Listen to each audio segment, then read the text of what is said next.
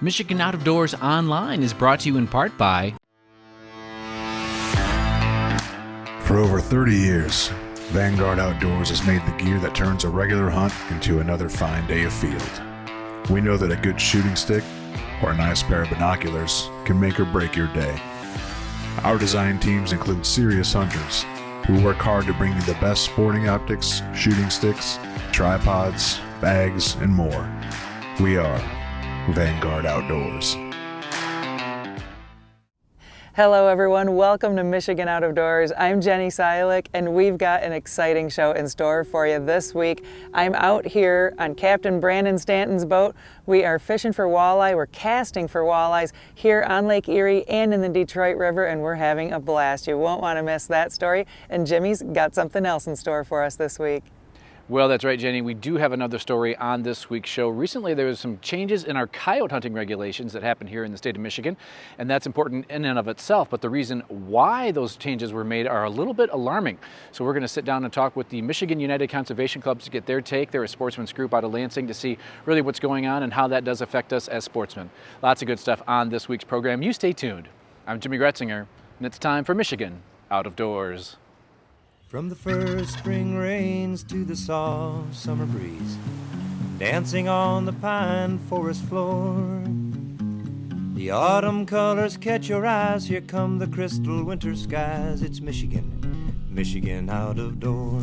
What a beautiful day in the woods. Someday our children all will see this is their finest legacy, the wonder and the love of Michigan. As the wind comes whispering through the trees, the sweet smell of nature's in the air. From the Great Lakes to the quiet stream, shining like a sportsman's dream. It's a love of Michigan we all share. Michigan Out of Doors is presented by Country Smokehouse, a sportsman's destination since 1988. Featuring varieties of homemade sausage, jerky, brats, and gourmet entrees. Holiday gift boxes can be assembled in-store or online. Details at countrysmokehouse.com. The Michigan Charter Boat Association has provided education of the Great Lakes fishery for over 52 years. Information about Great Lakes fishing opportunities as well as captain advocacy can be found at michigancharterboats.com. By Green Mark Equipment. Green Mark Equipment is a John Deere dealership network in southwest Michigan and northern Indiana. Green Mark provides sales and services to farmers, commercial businesses, large property owners, and homeowners. Information about pricing and products available can be found online at greenmarkequipment.com.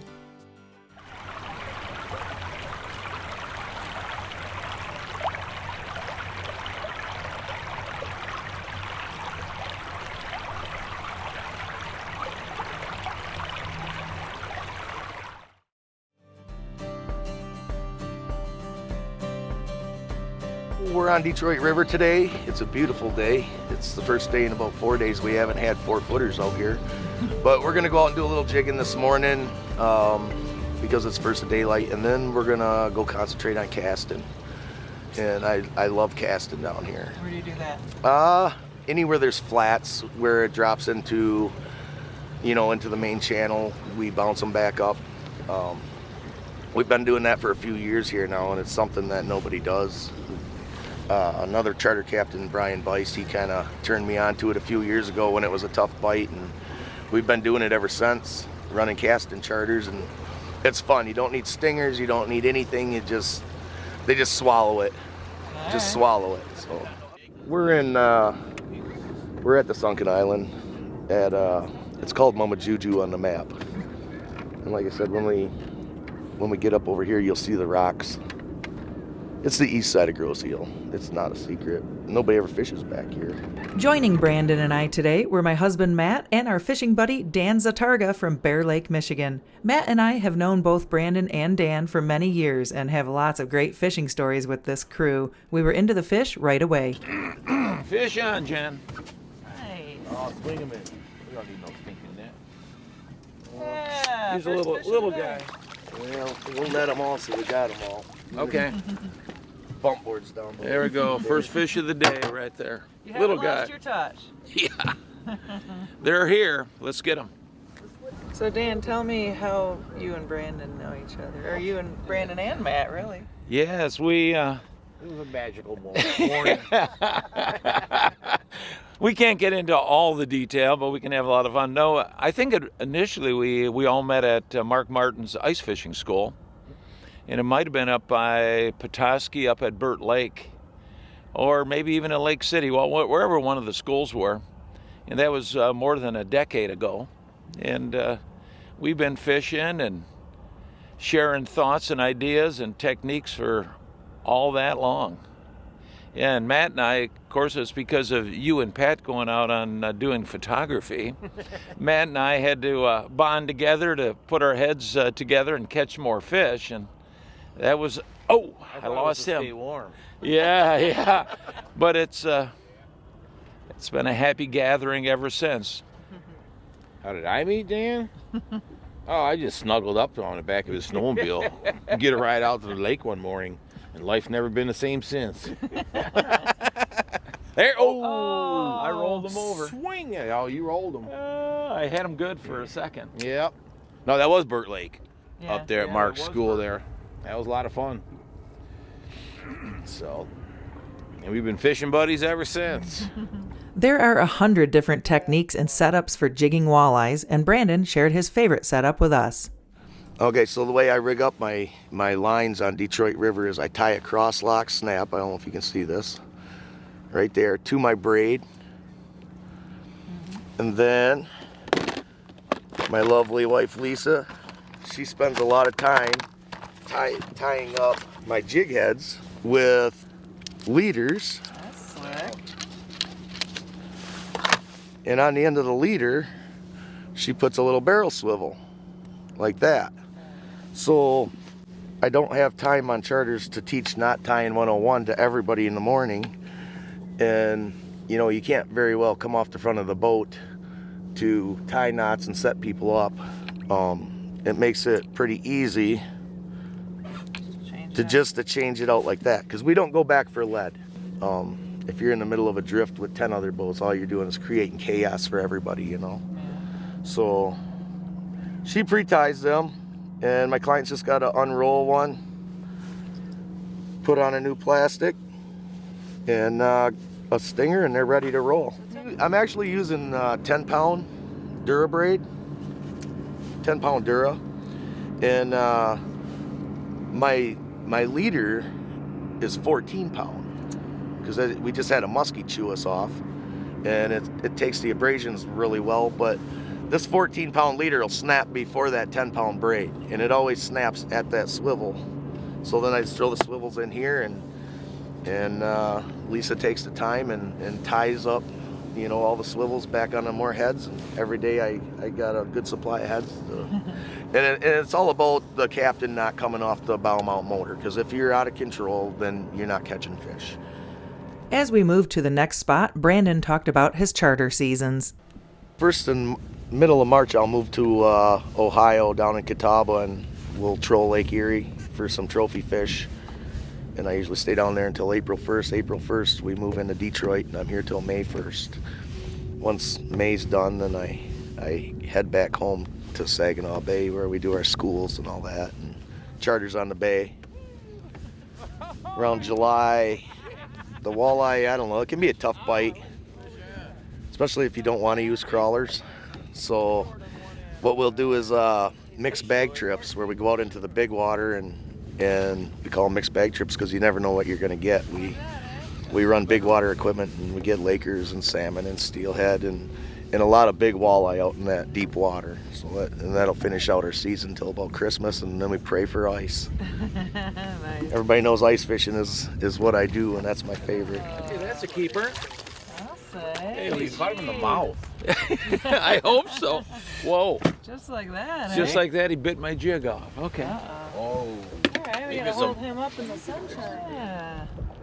He broke off on you and everything, eh? Right in the net, he broke off, but we have him for the live well. I haven't seen the fish that we wanted to see caught in the boat. We got one. So we're gonna take off and do some casting. We're gonna switch it up a little bit. We're sitting at the end of the Livingston Channel, right at the intake by the eddy. And there's a nice flat here. We're always looking for a flat where it comes out of the main river channel up onto a flat. And then fish will lay there in the morning. And or all day long. We catch a lot of fish casting. It's just kind of a neat way to do it, and you don't need stingers. They swallow it. It's pretty fun. So right here, I got it marked green. Yeah. Here's the main channel. We're sitting in 17.9 right here in this 18 foot, and we're casting out into the main channel and popping it back into this flat. Okay. Is what we're doing, and the fish will chase it up and eat it. And a lot of rocks out here. So they like to sit out here. Usually catch a lot bigger fish doing this. The females will lay in them rocks, and you kind of put it across their nose, and they like it. Matt connected with the first fish in the casting setup here. Dan's got it. See if I can knock it off. All right, give it your best shot. Yeah, bring them home. Right here, right here. Nice Nice fish. Look at that one. Hey, way to go. He thumped it. First casting walleye. It's nice. Learned something new. Nice fish. We'll keep that one. We were enjoying this picture-perfect morning on the Detroit River, but the casting bite in the Livingston Channel wasn't as great as it had been previously, so Brandon wasted no time leaving the river and heading to one of his favorite areas to cast for walleye this time of year. We're out in Lake Erie right now. We're fishing rock reefs out by the Detroit River Light, and we're kind of searching for some fish. I hit some marks that we've been fishing and doing good on, but there's a ton of reefs out here. We just keep bobbing reef to reef. Pretty fun place to fish. If you're not catching walleye, you're usually catching smallies, big smallies out here. Something different, breaks up the monotony. Get out of the crowd of people. You're fishing all by yourself. The fish swallow the lure. You don't need stingers. You don't need none of that. But I like using the paddle tails. Gives off good vibration. And walleye are lateral line feeders. So just hunting. You usually get bigger fish casting than you do jigging. These rock reefs out here are pretty much all males right now. They're all stacked up out here just like they are in the river. So it's usually pretty good fishing once you find them. We were starting to find the fish out here for sure. The live well number was growing and things were warming up on Lake Erie. By the way, you may hear a signal in the background occasionally, and that's the Detroit River Light. It lets out what sounds like a foghorn every few seconds. Oh, it's a walleye. Yeah, it is a walleye. Nice walleye. There's another one following it. Is there? Yeah, look right below it. See it? Crazy. Yeah, it is. Oh, here he is. Let me try The last few fish have had other fish following them. Whoa, nice good eaters. Yeah, well, they're excited. It's that time of year, and it's kind of like one thinks one's onto something and the other one's got to be in on it. It was so crazy to see almost every fish we brought into the boat being followed by other walleyes. These male fish were definitely fired up today.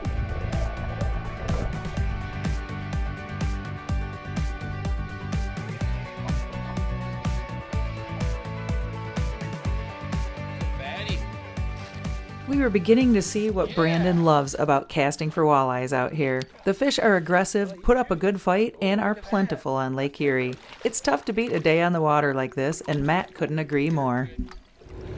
So what is it about walleye fishing in the spring here in Michigan? Walleye fishing's Detroit River, St. Clair River. It's the greatest walleye fishery in the world. Dan comes down from Traverse City and says, you guys don't realize what you have here. This is the most amazing walleye fishing he's ever done. I mean, we do vacations. We travel different places, United States and stuff like that, and even out of the country, down to Belize and stuff. But something about the springtime down around here, can't beat it. Can't beat it. Take vacation time for it because it's worth every moment. It's definitely worth every moment. While the spring bite is on, we should all find time to spend a day chasing walleyes in our great state. They make excellent table fare, and you won't regret the time spent with friends and family where there's nothing to focus on but the water, the fish, and the conversation and laughter, right here in Michigan's Out of Doors.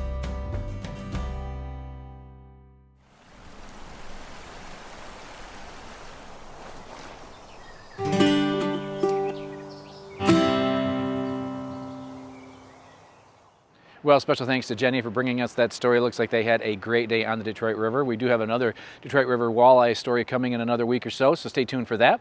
What we're going to do now is shift gears and talk coyotes. Recently, there was some regulations changed here in the state of Michigan when it comes to coyote hunting, and that's always a big deal no matter what.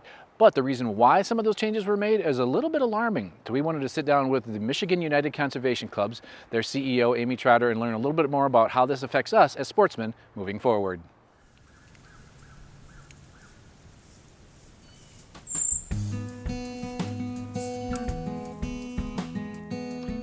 Well, we're here today in the Lansing area with Amy Trotter, the CEO, head honcho of MUCC. And Amy, before we talk about coyotes, which is what we're going to talk about, tell me a little bit about, if people aren't familiar with MUCC, what do you guys do here in the Lansing area and around the state, really? Yeah, Michigan United Conservation Clubs has been around since 1937. Our mission is uniting citizens to conserve, protect, and enhance Michigan's natural resources and our outdoor heritage. And I like to emphasize the "and" because it's about the fish and wildlife, the natural resources and the habitats they rely on, and our outdoor heritage, which we conserve, protect, and defend to make sure that generations of Michiganders to come have the same opportunities that we do today.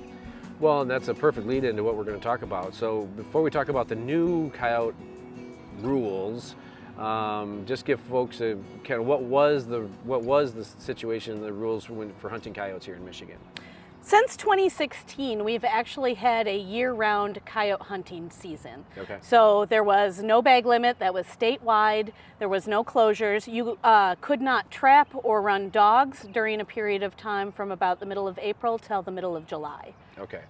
And that was really because that population of coyotes was just getting out of control, basically. Absolutely. We already had some nuisance control opportunities for private landowners, but sometimes they're confusing or inconsistent. So it was actually just easier to have a year-round coyote season, so we didn't have to worry about whether the conditions were exactly right for a nuisance situation to be needed. Okay.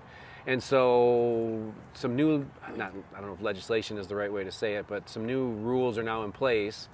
Talk a little bit about how that came to be and what are the new rules here in the state of Michigan. Yeah, so this started back actually in the fall as a conversation about whether or not we should return to the pre-16 regulations that closed coyote hunting season from mid-April to mid-July. Okay. And the reason stated for the conversation was because there may be concerns from the general non-hunting public about whether or not it's a good look for hunters to be hunting a species while they have pups in the den or might be nursing their pups. Okay. So it was a conversation that started, and unfortunately it actually moved to a regulation proposal in February, and then was ultimately supported by the Natural Resources Commission at their March meeting. So that means, so the new rules are no hunting of coyotes any way, shape, or form for 3 months, is that what it is? For 3 months. There are still nuisance regulations available to people who, for example, own livestock. Okay. So you can still shoot a coyote during that time period if you have livestock on your property. Okay. However, the people that were, managing coyotes for other purposes like fawn depredation, or because they had pets or kids that they might be concerned about, or just general population control, they no longer can take a coyote during that time period. Okay.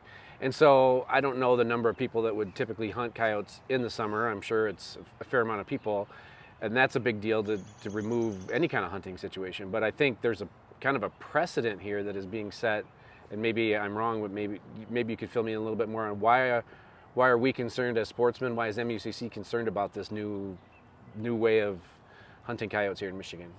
We are very concerned, and it's because the Natural Resources Commission, when they made this decision, said it was because public perception was the overarching reason, not biological science, not about the population. Okay. They said it was because of public perception, and they actually brought in the issue of fair chase, suggesting that it might not be ethical to hunt during that time period, which we do not believe the North American model, would count or consider hunting in the spring an issue of fair chase. It's pretty hard to even pull, female coyotes out of the den when they're nursing, when it is a critical time for pup rearing. And all of those other methods of people going into them, those aren't legal anyway. So it's not an issue of fair chase. It really is, they relied on this public perception, and they actually didn't give any good scientific evidence or data to suggest what public perception is. It's just an assumed public perception. Well, and that's probably the really slippery slope here, because once you say you can't hunt coyotes during their mating season, you could easily leap that to deer hunting and say, well, we're going to shut down deer hunting in November because that's when the rut is happening. We want the. So I mean, it's a pretty slippery slope. Absolutely. We hunt turkeys when they might be nesting. We fish bass year round. We bow fish for carp year round. I mean, there's a lot of things that we do year round, and it's because there's no biological impact to the population. And it provides that additional recreational and management opportunity. Gotcha. So we never suggested that we were creating legions of coyote hunters because we had a year-round season. You know, there was not a measurable difference in the number of coyote hunters, as a result of this change back in 2016.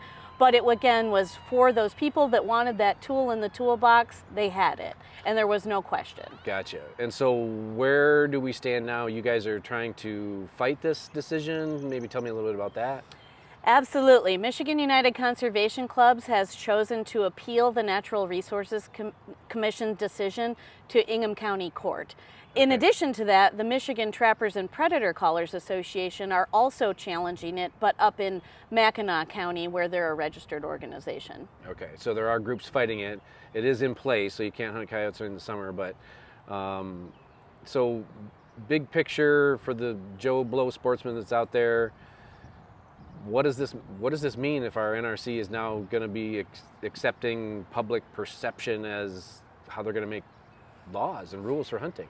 It's very concerning. So if you hear the testimony that was given at the Natural Resources Commission, again, it's all about public perception, which is why we have Proposal G. So Proposal G back in 1996 was a referendum supported by 2/3 of the state of Michigan that said that we should be managing based on, to the greatest extent practicable, sound scientific principles. Okay. And that's what we want our Natural Resources Commission to be using when they're making those decisions. And didn't they use the word social science as part of their, is that what they called public opinion? Yeah, they did, but it was interesting because, again, they didn't really have evidence of that either. They were making assumptions about public perception and utilizing, maybe some public testimony from groups that we would consider anti-hunting groups as some of that evidence. But they didn't have any, referenced data on that either. Okay. And maybe you can't answer this question, but I'll throw it out there as we just kind of wrap things up. Should we be concerned as sportsmen about our Natural Resources Commission? Is that a group of people that, do you feel like that model is working? Is that working here in the state of Michigan? Is it in flux? Like what could we even do if we wanted to change that anyways? Yeah. So one of the things that's probably misunderstood is the Natural Resources Commission has been around for more than 100 years. Okay. They've had various authorities. They've had, authorities changed by the legislature over the course of time. But as far as MUCC is concerned, it is still the best decision-making body when you consider the alternatives. So the alternatives are either a single person, the DNR director, having unilateral decision-making authority, and that individual is also appointed by the governor, and it's only one person, or you have the legislature, which we know the legislature, 148 people in the state of Michigan, making decisions about complicated wildlife and fisheries management. So those are the alternatives. We do believe that the commission authority is very important, and we will fight to defend that. However, we want those commissioners, again, to be using that best available science in their decision making. So that's something that, MUCC and all hunters and anglers here in Michigan need to be watching. So we provide opportunities for the public to watch those meetings through our Facebook feed every single month. We want the people to come to the meetings, to testify, to engage in that process. It's really important to not sit on the bench and engage on those issues where especially you have a stake in it. Gotcha. Well, I'm sure if people want more information, MUCC.org would probably be the place to go where they could find out more about what's going on and how they can get involved. But thank you for all that you guys do, and thanks for your time today. I appreciate it. Thank you so much. Thanks, Amy. Thanks for joining us this week for Michigan Out of Doors. Good luck to everybody out there chasing after turkeys out in the woods. We'll let you know how we did turkey hunting on an upcoming episode. If you'd like to see more about that, you can always check us out online. Well, that's right, Jenny. Online is a good way to kind of keep tabs on us. Of course, you can do that through our website, our different social media platforms, as well as YouTube. You can actually subscribe there and get an email every time we post something new. Lots of brand new stuff coming over the next several weeks. Make sure that you are joining us here. And as always, if we don't see you in the woods or on the water, we'll see you right back here next week on your PBS station. Michigan Out of Doors is presented by. Do you dream of somewhere bigger than your backyard? You can get there with Greenstone. Whether you want to hunt, fish, hike, or just watch the sunset, we're ready to help you own your place in the great outdoors. To learn more, visit greenstonefcs.com. By Alta Equipment Company, providing sales, rentals, service, and parts because uptime matters. From earth moving to landscaping and light construction, Alta offers over 50 brands across 7 Michigan locations to serve you. More information online or 844-GO-2-ALTA. When I wander far away, a dream stays with me night and day. It's the road that leads to my home state. I am a Michigan man. Changing seasons paint the scene like rainbow trout in a hidden stream. The white-tailed deer in the tall pine trees. I am a Michigan man. I am a Michigan man. Ask where I'm from and I'll show you my hands. Lord above, I love this land. I am a Michigan man. From the Keweenaw down to St. Joe, Kalamazoo, east to Monroe, to St. Marie and back again. I am a Michigan man. I am a Michigan man. Ask where I'm from and I'll show you my hands. Lord above,